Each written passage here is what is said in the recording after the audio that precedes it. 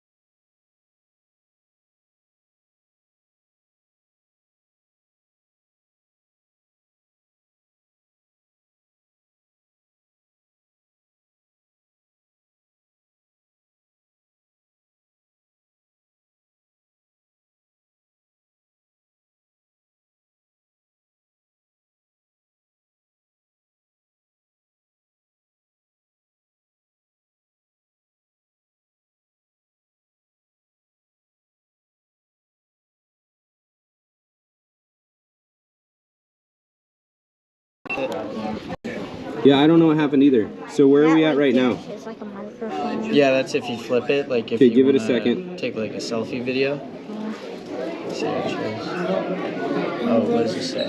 Oh, it hasn't been set up yet. So stay on the line. Tell me what it changed to. What?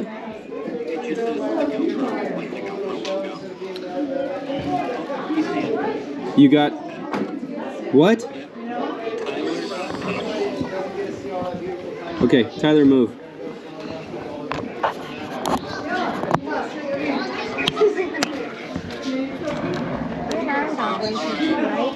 Okay, no, we're live streaming. So don't leave me yet. I need to know if this changed anything. Yeah. Is it showing the stage? 6-3, close. Okay. Hey, bud, will you do me a favor? Will you go stand by the stage real quick? Yeah. You. Will you stand by the stage real quick and wave at this camera? Okay, then come back. Okay, in about 30 seconds, you're gonna see a rad little dude in a red shirt waving at the camera. Tell me when you see it and let me know if it's looking good. Let me get a...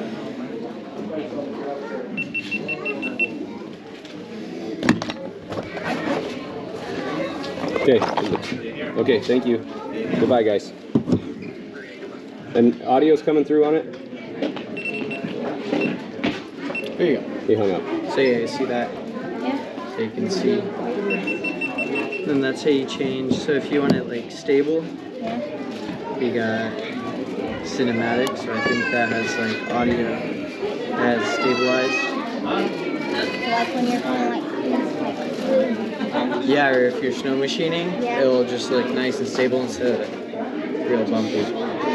Yeah. nice charge. I bet you that lasts you like 6 hours maybe.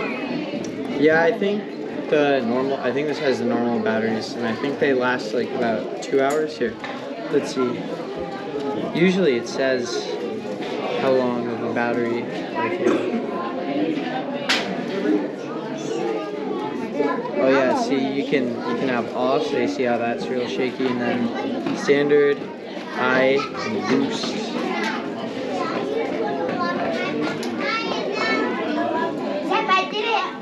There's slow-mo and stuff.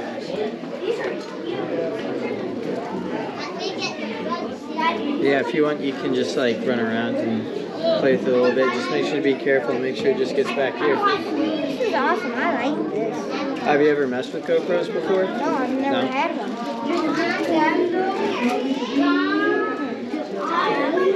I mean, if I work with this, I can. Oh, they're meant to Oh, blue dot. take some fall. They're resistant, but yeah, you can just point at stuff and look through. Everything looks like a whole lot smaller. Yeah, it's because it's real zoomed out. Pretty much. Yeah, it's got a fish eye. Come down a little bit. So it, I have some here. See, you gotta drive 1,000 miles and you have to have those things. Thank you very much, you guys. What are you doing? That's quick. yeah, Yeah, well, close enough. pretty good, not bad. Do you want me to move that? We should move that. It is pretty crooked. It's pretty crooked. It's pretty bad. Yeah.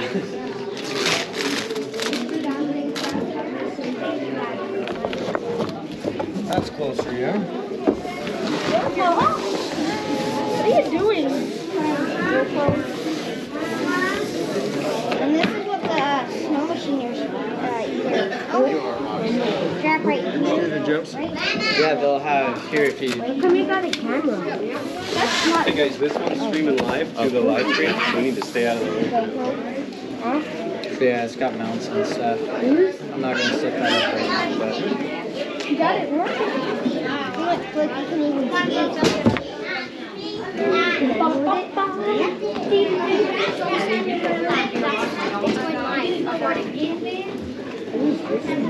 That's the record button. It doesn't have a memory card in it.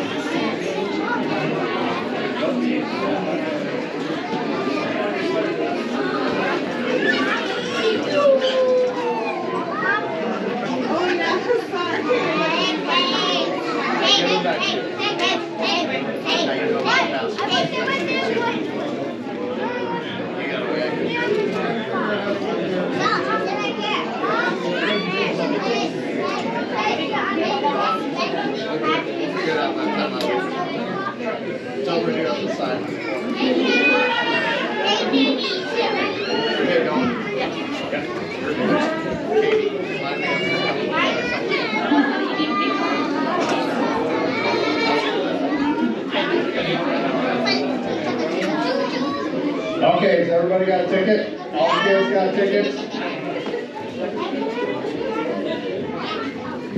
Here, mine's not loading. Do you have- Everybody's got tickets, hopefully? Thanks.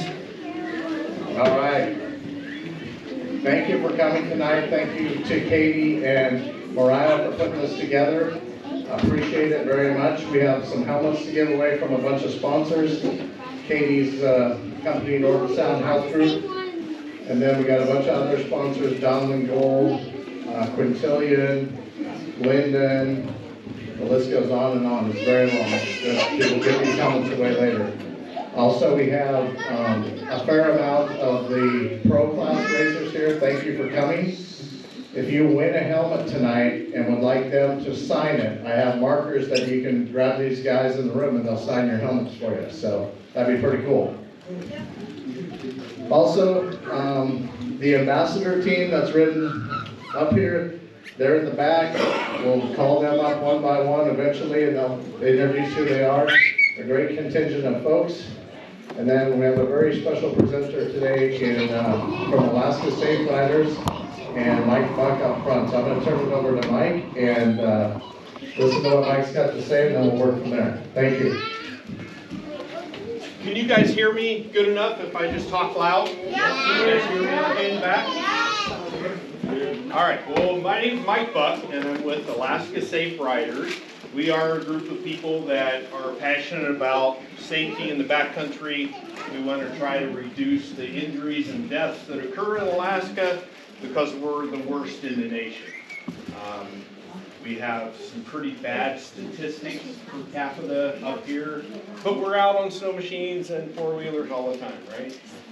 So our group got some funding this year to be able to travel around the state and do these presentations in a lot of the communities. We were just out in the Bethel area, traveling up the river to Antioch and visited 4 communities along the way and talked to a little over 1,000 kids up that direction, gave away 80 helmets along the way, and had a really good time up there. So we thank Donlin Gold for their sponsorship. We've been working with Iron Dog the last couple of years. They've got their great helmet program, so it works really well. We can help distribute those helmets when we go out and do presentations in villages. So you go to our website, Alaska Safe Riders. You can find out a little bit more about us. How many of you in here know Chris Oles or heard of Chris Oles? Okay, he's the president of our organization. Tyler Ackelstead is vice president. Scott Davis, you may have heard of, has won the Iron Dog, I think, 7 times. He's also on our board, so we have a wealth of knowledge to help share that information. Those guys have a lot of input on what we talk about, and we kind of cater to the areas where we're at. If we're in mountainous terrain, we talk about avalanches a little more. You know, in areas like out around Bethel, we talk about water safety as well.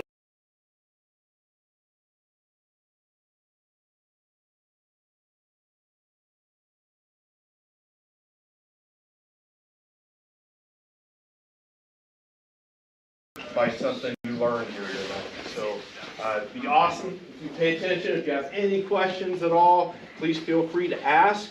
Our website has a lot of really great information on there. There's a lot of YouTube videos that you can look up stuff and gain more knowledge, especially about avalanche terrain. We've got a really nice series, a playlist of avalanche videos on there that will give you a lot of knowledge on how to stay safe out in the mountains. So we talk about snow machine safety. We also do ATV safety and side-by-side safety. We're looking for instructors for ATV and side-by-side safety. We had somebody from Nome came to our class last year. He's here. Happy Halloween. Oh, there's him. Right on. So we're doing another class this spring for side-by-side and ATV. So we may be asking for somebody from up this way to join in. So like I say, go to our website, check it out. Our Raven is kind of our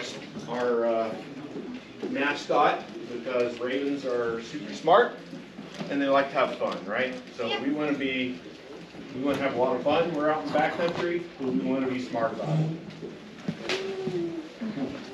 We average about 12 deaths a year on snow machines in Alaska. Really high rate for the state. We lose people from exposure, from drowning, from striking objects, from avalanches. We lose twice as many people to drowning on snow machines as we do avalanches in Alaska. So it's a much bigger problem than avalanches are for most areas around the state. So we're going to talk about some basic fundamentals. I'm going to go through this a little faster than normal. It's usually about an hour to an hour and a half, but we've got some other people to talk tonight to you, and we want to make sure they get some time. So I'm going to run through this fairly quickly, but if you have questions, please feel free to ask. It's really important when you, yeah, question. How old is you gotta be to join the Iron Dog race? How old for the Iron Dog race? 16, is that correct? Yep, 16 years old. How many more years you got? 6. 6 more years? All right, good deal. When you go out in the backcountry, you want to plan for it before you go. You want to prepare your machine, your equipment before you go out there. And when you go out in the backcountry, practice some of those skills when you're out there.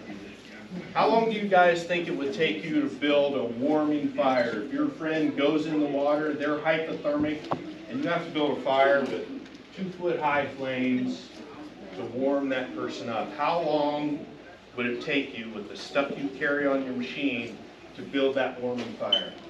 I think 45 minutes. 45 minutes? Anybody else? Hour. Hour? 20 minutes. 20 minutes? Maybe less. I had a class up in Eureka last year, and we went out, we're driving down the trail, and I stopped and I said, okay, I went in the water, you have to build me a warming fire. We had groups of 3 people. I'm going to time you, go. The fastest one was 3 minutes. Wow. And the slowest one was about 12 to 15 minutes.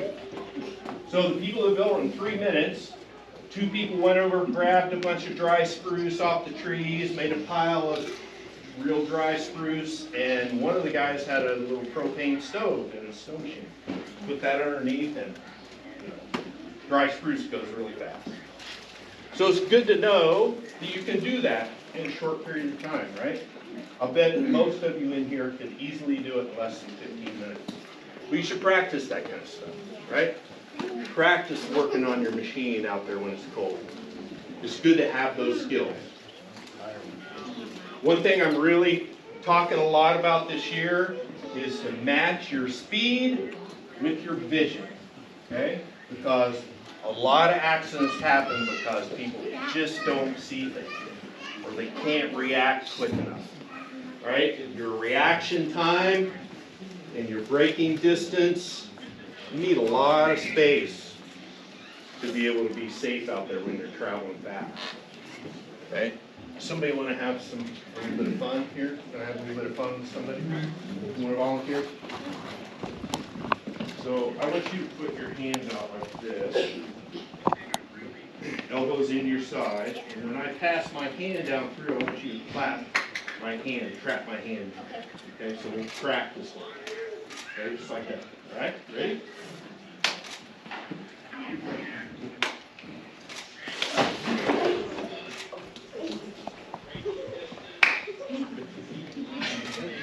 Sometimes your reactions aren't real reliable, right? Yeah. Nobody passes it. Just like everybody else does, right? Sometimes your reactions aren't quick.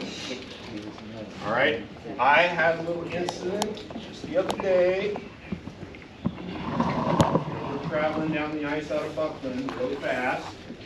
And my helmet, I could hear my helmet buckle clicking on the side of my helmet. Oh, I forgot to get my helmet buckled up. So I stopped, clipped it, and now I got to catch up with these guys over here because they're going 60 miles an hour down the ice, and I need to catch up. So I pin it I'm going fast. Well, the light was not real good. A little bit of flat light. And the next thing I know, I'm launched in the air at 60 plus miles an hour. I did that. Came down my back and the back of my head and messed my machine up a little bit. So I didn't follow my own rule. Okay, I've said it 100 times this year. Match your speed to your vision. Okay, don't learn the hard way like I have done most of the things in my life. All right, don't learn it the hard way. That's why we're here talking to you guys. We don't want you to learn things the hard way because sometimes those things can be deadly, right? So really important information. And then we also always have to mention alcohol and riding don't mix. Unfortunately, in Alaska, close to 50% of all the deaths that occur on snow machines and ATVs are alcohol related. So you just can't mix the two. Because what happens to your reaction time when you add alcohol? Yeah, it's going to be even worse, right? It's not going to be good. So it's going to be much more unreliable. Clothing and protective gear, we always want to talk about that a little bit. Make sure you guys are wearing the right kind of gear. You don't want to be wearing a cotton t-shirt as your base layer, right?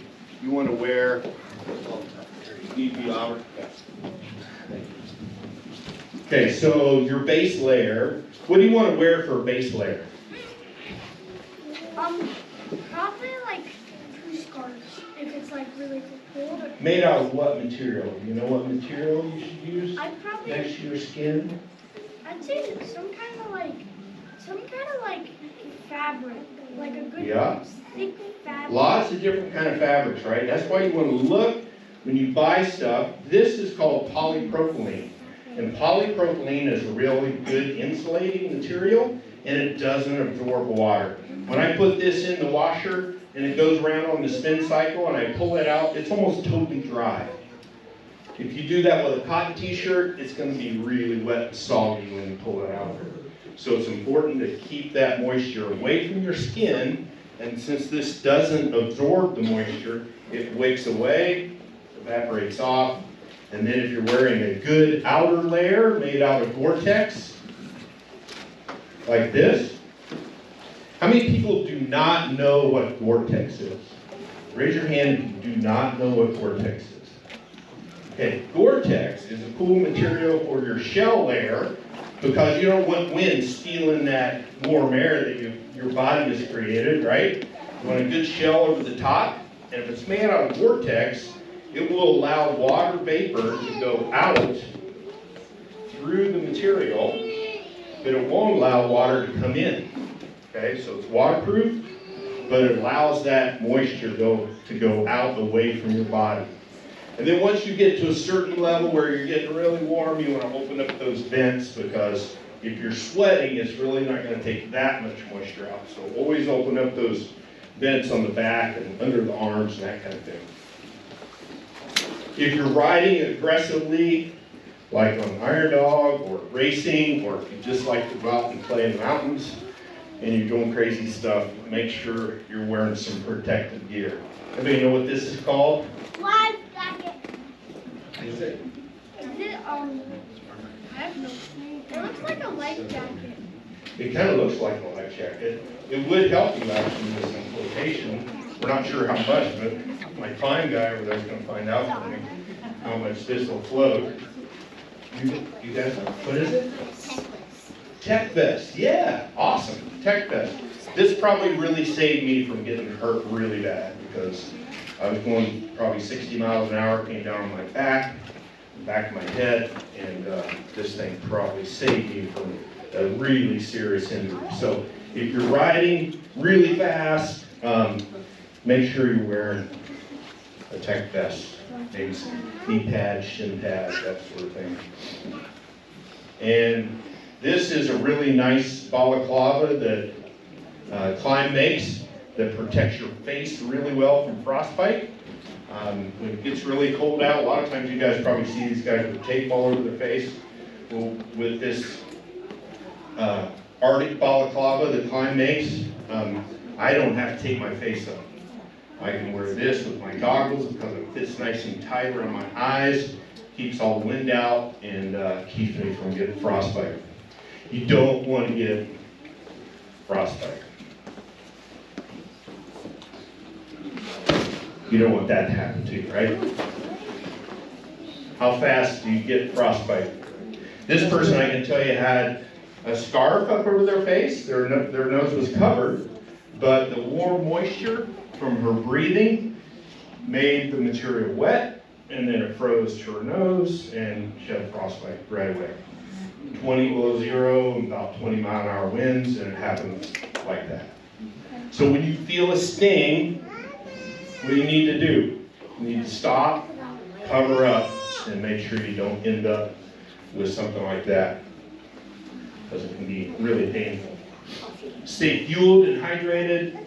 That's important because you're a lot less likely to get a hypothermia or frostbite if you stay hydrated and have food in you, so you're producing that heat that you need. And then helmets. Obviously, we think that's really important. We're giving away helmets tonight. We end up with about 300 traumatic brain injuries in the last year from falls and crashes and all that kind of thing. And on a snow machine, traveling very fast at all, there's a good chance of a traumatic brain injury. Last year, we did a trip from here all the way up along the coast, out to Point Hope, Point Lay, Wainwright, over to Barrow, and heard a really sad story about a guy in Point Hope who had a traumatic brain injury, probably going to have help for the rest of his life, tying his shoes, get dressed, and communicating with people. So it's really a serious thing. Make sure, parents, that you're keeping helmets on kids. We also have on our website a trip planner that you can use. If you're planning on doing any kind of a big trip, you really should do a little bit of planning beforehand. And this is kind of a nice little thing that you can use to let somebody know where you're going, when you're coming back, what kind of equipment that you're taking with you. That's really important to have. And if you call the troopers, if somebody's overdue, all these questions on here, that's exactly what they're going to ask you. Okay, where did they park? Where did they leave from? When are they coming back? How many people? What kind of snow machines? What kind of gear do they have? They'll ask you all those questions. But at least tell somebody, where you're going, verbally or whatever, so that somebody knows where you're at. The guy that designed our Raven logo, his mother died on a four-wheeler less than a mile from their house. It flipped over backwards on top of her. She wasn't able to get it off and didn't survive. If she told somebody where she was at, maybe somebody could have found her in time. So when you put together a checklist of gear that you're going to take with you, Iron Dog has a really good list of what these guys are required to have with them. It's kind of the bare bones minimum stuff that you should have. This is a list that's on the bottom of that trip planner. But up the top there, those are the things you want to make sure you cover. You want to have food with you, you want to have water, you want to be able to build a shelter somehow, whether it's a snow cave or some type of shelter, be able to build a fire, be able to signal somebody, first aid and repair. Make sure you cover those things with your kit. And this is just a real fast motion video of what I carry in my tunnel bag. My shovel for building the snow cave, a siphon hose, a candle that lasts for like 30 hours, some tools for repair, a little stove for melting snow, and then some miscellaneous, flashlights and string and all that kind of stuff. And something to cut wood. If you got to build a fire and have a campfire all night, it's going to be really tough if you got just a little tiny saw that you cut your willows off the spindles with. So make sure you got a good saw. And then, have an emergency plan. How do you respond to an accident? What are you going to do if you get separated from your other riders? Have that planned out. And then also there's a lot of really good electronic equipment out there now. How many people have heard of an inReach? My dad has one. Your dad has one? Good. Right on. A lot of you have heard of it. Yeah. It's a great little device that links with your phone, and I can send a message. I can text from my phone that links into this, goes to the satellite, goes to my wife, and she knows I'm going to be 3 hours late. Or if I have a life-threatening situation, I can hit the SOS button on here, and you'll probably have a helicopter headed your way within about 2 or 3 hours. But remembering where you're at, it may take a long time to actually get that helicopter on site. So it's important you have this other stuff to survive out there. Satellite phones are great as well. Cell phones, you know, they're great for using as a GPS if you have an app called Gaia on them. Two-way radios are also handy. So important to think about communication of some sort. And then traveling on frozen bodies of water. You guys do that up here all the time, right? Rivers, out in the ocean, that sort of thing. Share that information with your kids about what to look for when you're out there. So if you're on a lake, right, the water that comes into the lake, the water that goes out of the lake, usually those are areas that aren't frozen as much. Outside of bends of some of those rivers that have those cut banks on them, be cautious of those areas so you don't go in the water. That's really a scary thing. I had a friend of mine that went in the water on the Copper River. It's a really big river over by Valdez.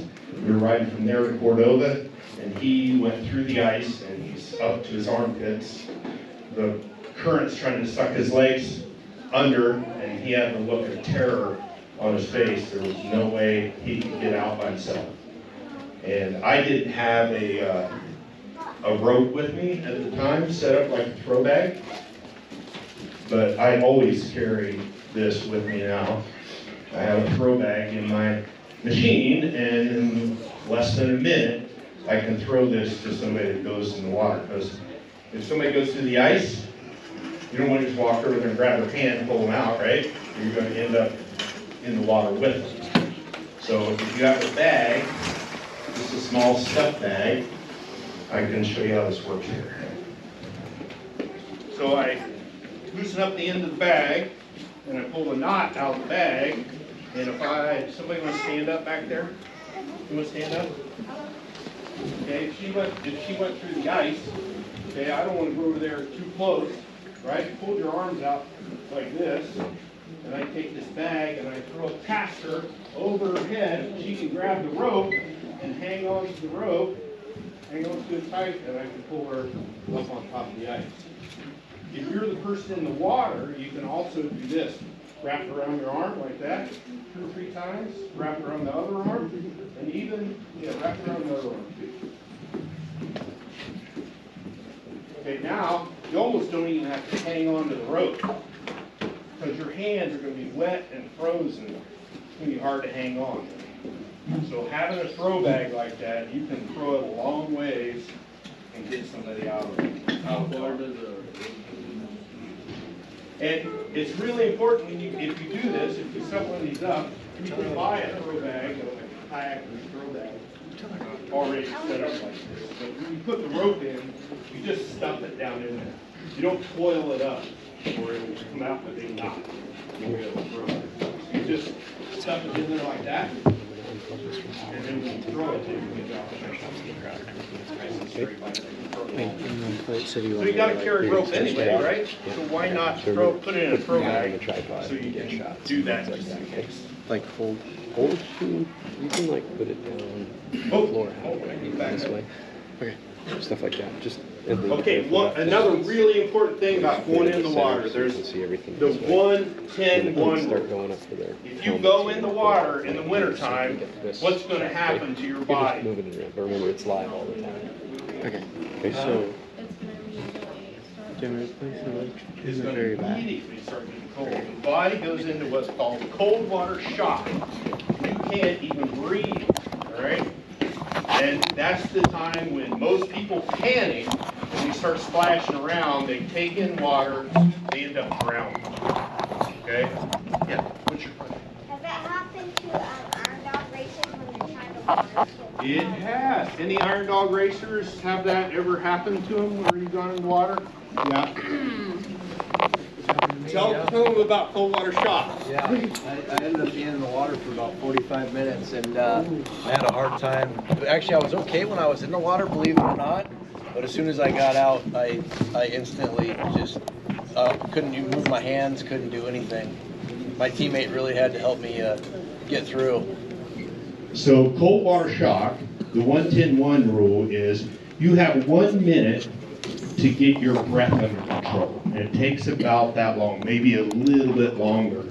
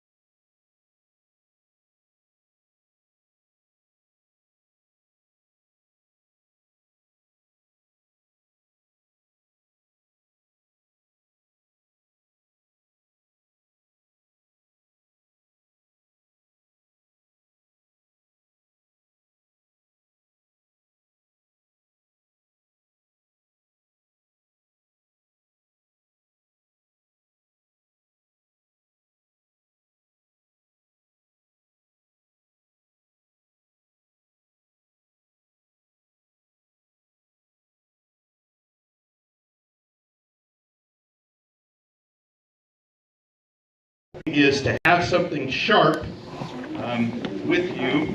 Let's see if I have it back in my coat. And one of my sleeves, I don't have my Leatherman in there. I usually have a Leatherman in one side that I can open up and use as an ice pick. And then in the other side, I've got a regular ice pick that's used for getting out of ice in case you go in the water. You can stab this into the ice and be able to pull yourself up on top. So you don't see the chair? Okay? Important to have something sharp in your pocket. I'll tell you a little quick story, and this will be about the end of my presentation. A friend of mine was a teacher in Caltag years ago, and he told me this story about a man that lived out there that went through the Yukon River. And he's up to here. The current's trying to pull his legs under, so he couldn't get up parallel with the surface. And he was racking his brain trying to figure out, how am I going to get out? Too slippery. His hands would freeze to the surface, but it wasn't enough to pull himself on top.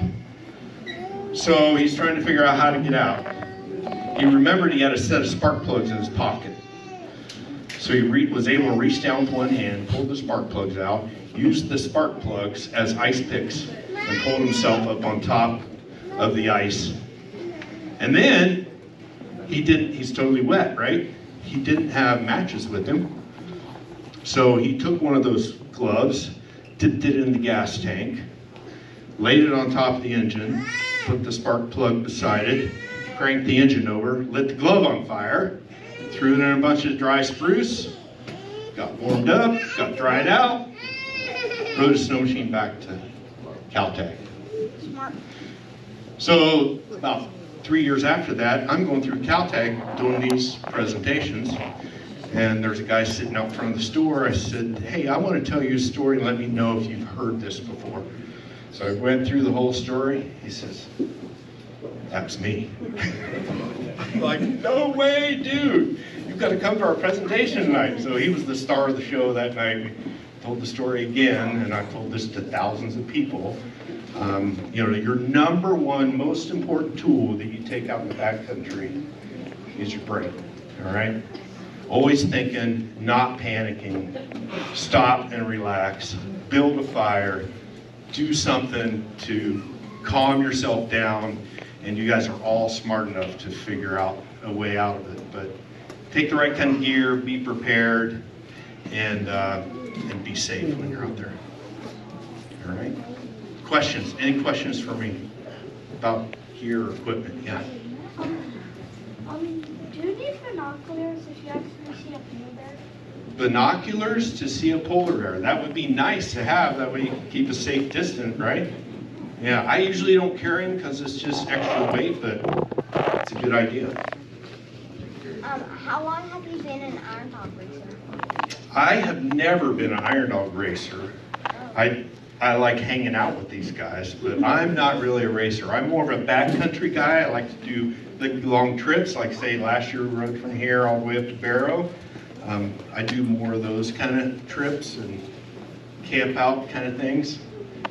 More expedition type stuff, yeah. Where do you get your gear from? My gear? Oh gosh, Eagle River Polaris is a good friend of mine, so I get a lot of gear from them.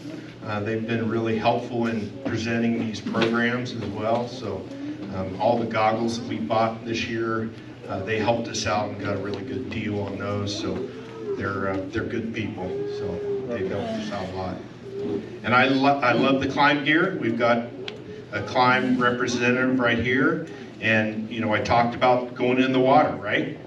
Climb has a flotation coat which helps you float when you go in the water.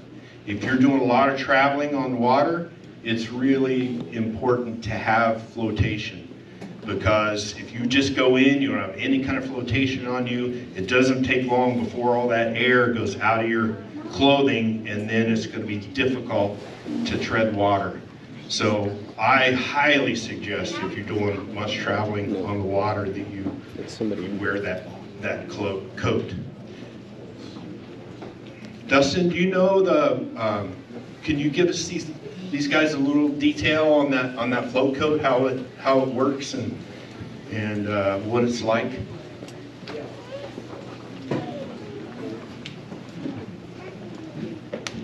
Hey, good evening. So the float jacket we make is called the Rift Jacket. We also make one that's women's version, fit for women, a little bit more feminist cut and look. But the key to it is inside the jacket there's foam, and it's open cell foam. So what that means is the foam's going to keep you buoyant, but it'll still breathe. So with Gore-Tex, you need breathability to be able to get the moisture from inside to the outside. So the key is with those holes in the foam, it can still do that. I think we have the only jacket that will both keep you buoyant and still breathe, so the Gore-Tex is effective. The other thing is with our jacket, you don't have to have a buoyant set of pants, or I should say a float set of pants as well. The jacket by itself has enough buoyancy to keep a human lifted up in the water. So those are kind of the critical details. Right on, thanks. So Dustin's the climb representative. He works for the company and he's involved in all the design for all the clothing. So he's a good guy to talk to if you have any questions about that stuff. But having flotation, if you go in the water and you don't have flotation, it's really, really tough to get up on top. With the flotation coat on, you could probably not have ice picks and be able to get up on top. But without the flotation, it's going to be nearly impossible without ice picks. Yeah.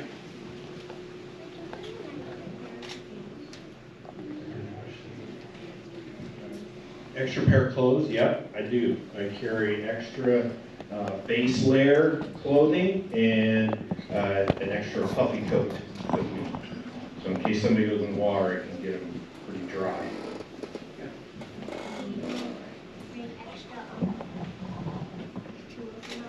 Extra tools, yep. We're required on Iron Dog to have 5 pounds of tools, right, guys? 5 pounds of tools. So I think mine weighs 10 pounds, unfortunately.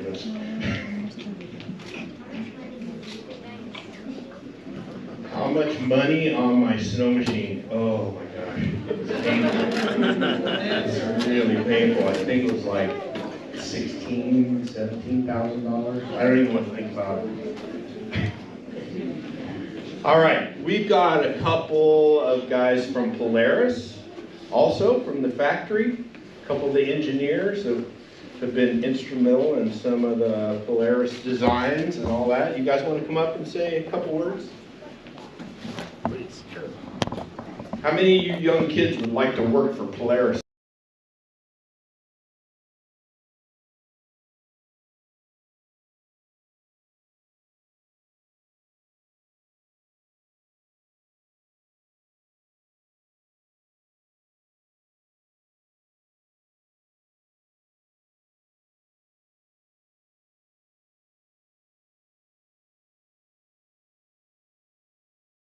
visit different villages, do some Halloween giveaways. So that's been really cool. So what got me to Polaris is, I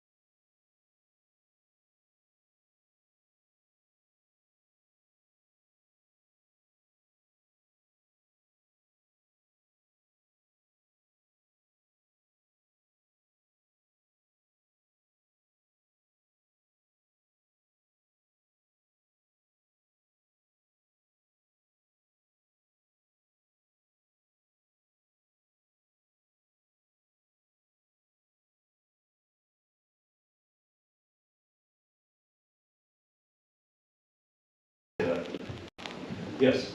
I have a phone number of a guy that's on my class snow machine from.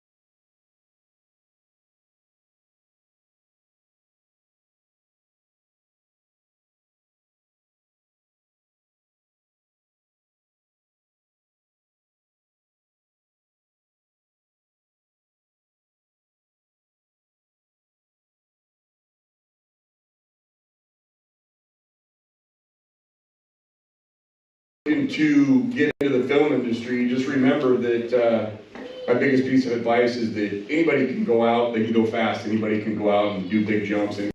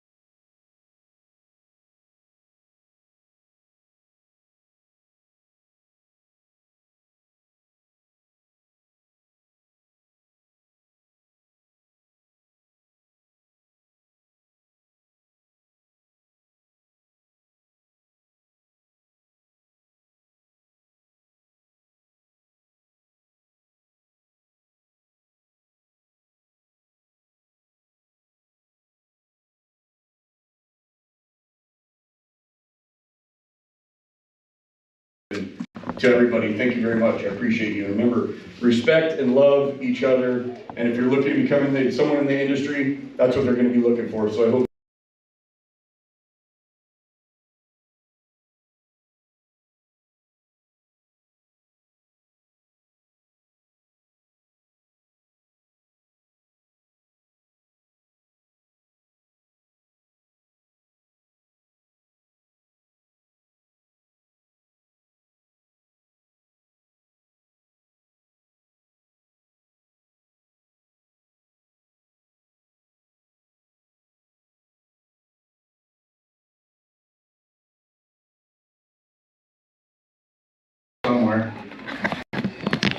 Somewhere I saw Tyler. Okay.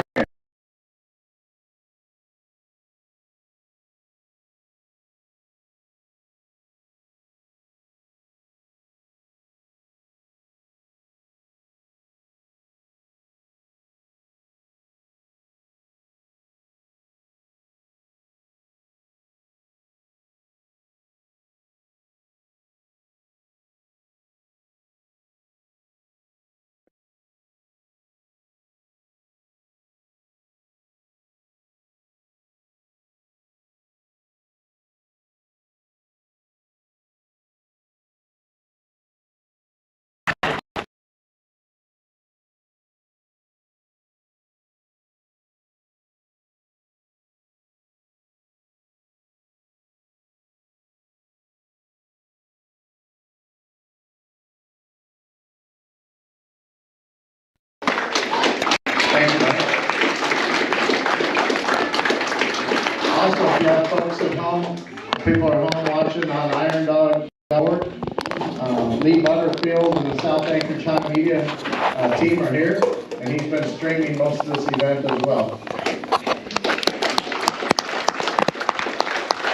I didn't introduce who I was. I'm Mike Vassar, the Executive Director of the Iron Dog, and I know there's a bunch of racers here. They got a lot of things to do, so without further ado, we'll start drawing for some helmets. I appreciate them coming down here. I know that doesn't fit in your schedule all the time, but I can't tell you how much I appreciate you guys coming down and being a part of this and mentoring, and these kids look up to all you guys. So we'll draw some helmets and some goggle tickets, and Iron Dog appreciates everything that happens in Nome for sure. We look forward to coming here. It's the halfway part, if you will.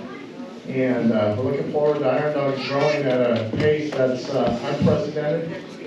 We had some issues with our website. I'll apologize on the start date, but we're actually had a 40% increase in GPS tracking and leaderboard usage on Friday. So we got it corrected as fast as we could. So apologize for that, but we didn't know we were becoming so popular. So let's draw some things, draw some numbers.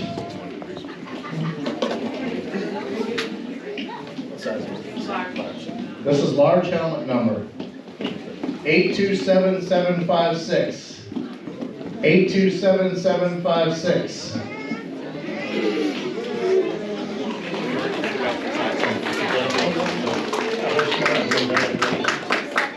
Larger on the far side. You might mention to them we don't have enough of these for every helmet, so the first however many.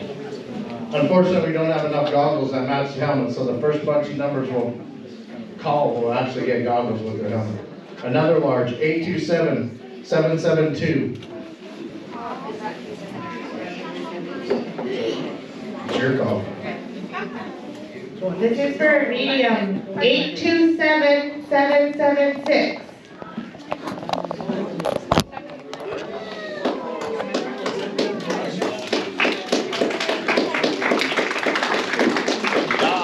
This one is for a small, 827785.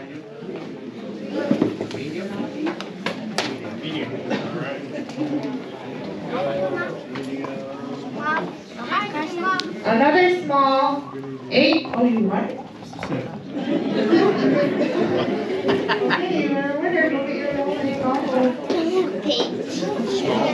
Yeah. This one is for a small too. 827746. How about green or red? Red?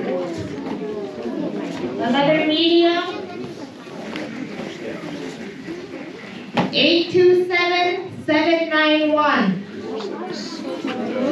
Look at me. Is that the black one? And for a large, 827755. What size are you?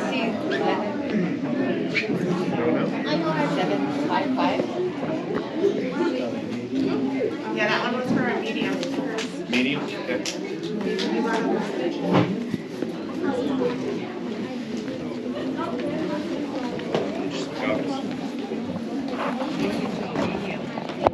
Yep, that was a large. Yours is a large one. So if you've gotten a helmet and you want one of the Iron Dog folks to sign it, we also have a celebrity in the room. Walker Evans is in the room. He's sitting right here in the middle. So Walker Evans, stand up. He will sign your helmet too. There's some brand new pins on the table where the posters were. If you want a racer to sign your helmet, get over there and have them sign your helmet. Taylor, could you okay, this one's for a large. Maybe. This one is for a large. 827801.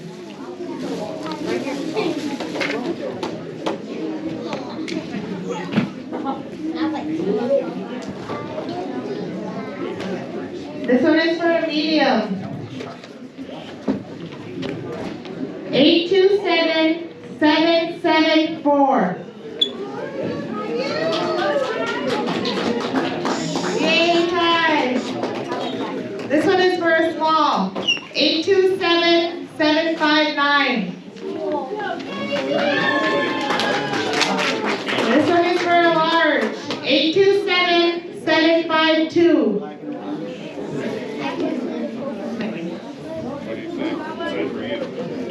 That's a small, Mike. This is a large. Roger, large.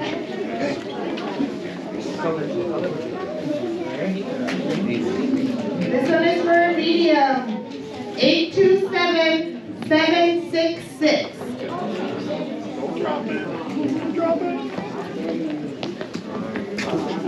This one is for a large. 827794. Katie, what size is this? Large.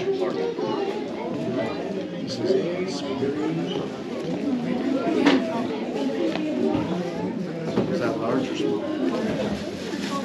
Okay. This one is for a small. 827748. This one is for a medium. Right over here, bud. Over here. Small. Green, red, gray. 827754.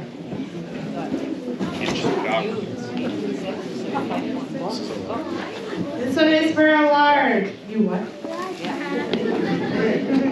Right here. Small. Medium. Medium, sorry. Medium. Okay. This one is for a large. 827757.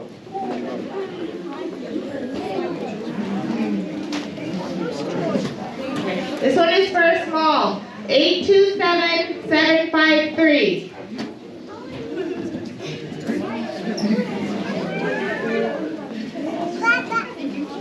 Small. Colors. Red, green. This one is for a medium. 827758.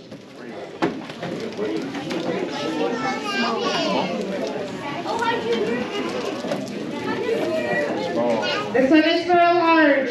Green, red. 827796.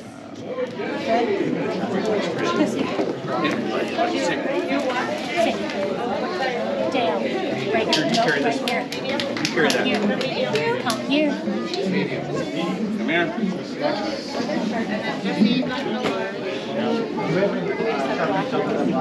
No.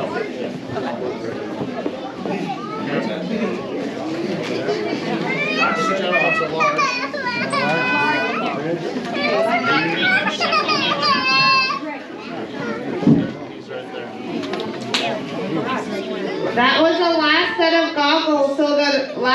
tickets are just going to be helmets only.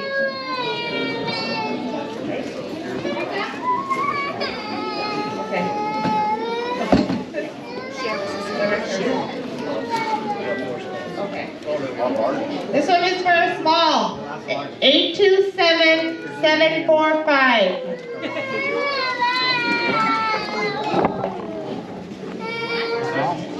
Something other than green. Not green, man. Gray. This one is for a small. 827749. We don't have any more videos.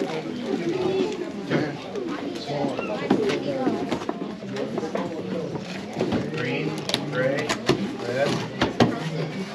This one is for a small. 827767. And then the last ball is 827773. Red. Green, black. Green, black.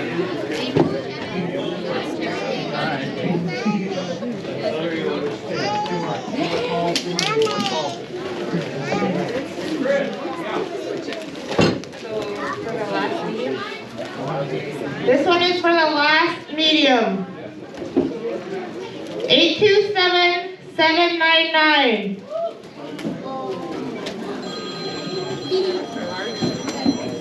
The rest of the helmets that we have are size large. And 3 small. Okay. 827793.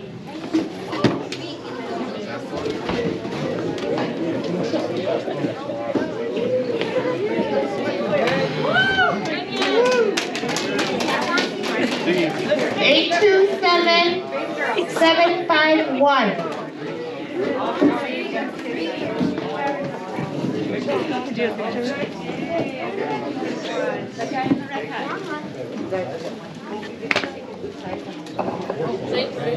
Eight two seven 778.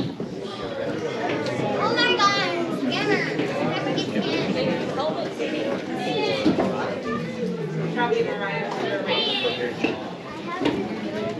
827789.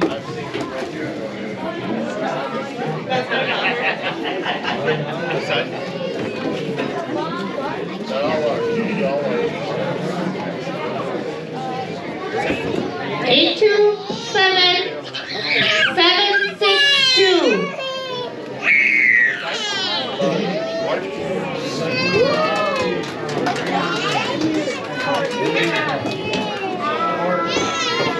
Eight two seven 768.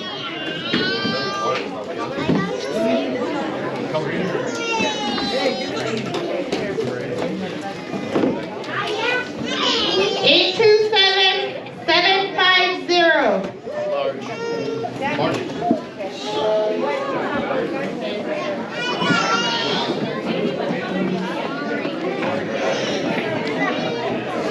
Hey, what's up? You're doing music.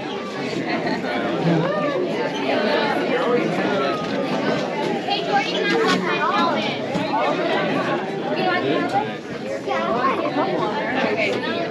This one is for an extra large. 827743. Face mask on and leave us right from the good.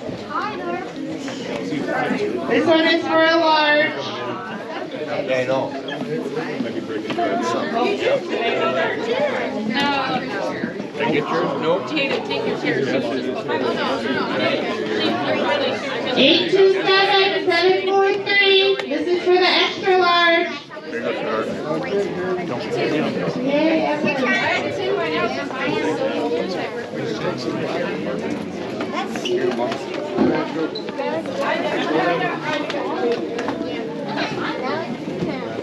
This one is for a large. 827797.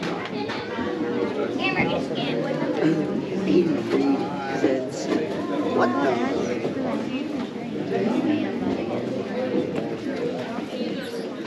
record me.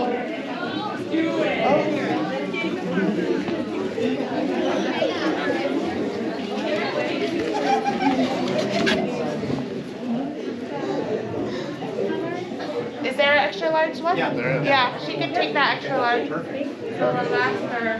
How many more large? 5? Yep. Okay, 5 more larges. Did you get 827760.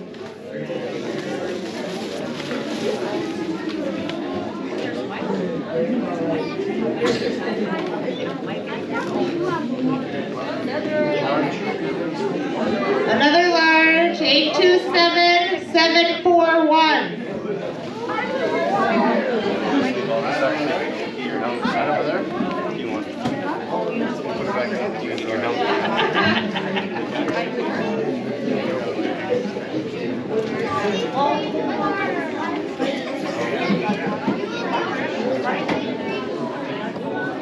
Okay, next one is 827802.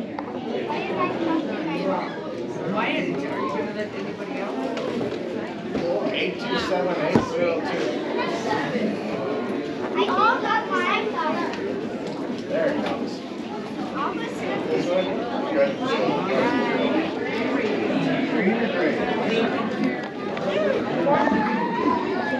Two more. Okay, 2 more.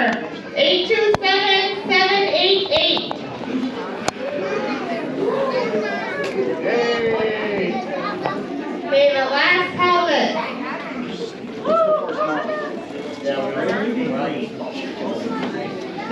Those 4 are going to be donated to the youth race.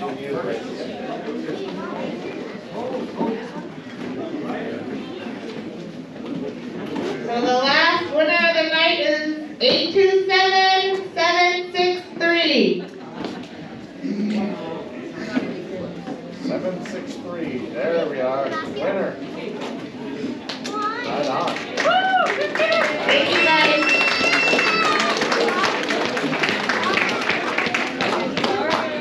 All right, I'd like to thank Mariah and Katie for putting this together. The Alaska Safe Riders, the South Anchorage High Media team, and all you folks coming to listen from Iron Dog.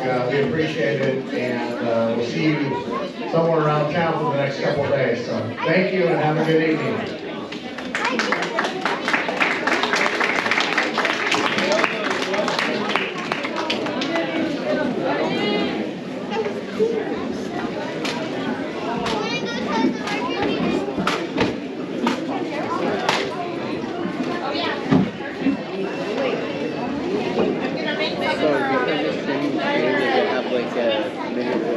What is it, 25? Wait, did I get 5?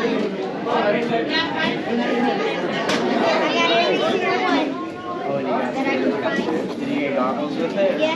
Nice. I got goggles with it too. Every single thing. Katie.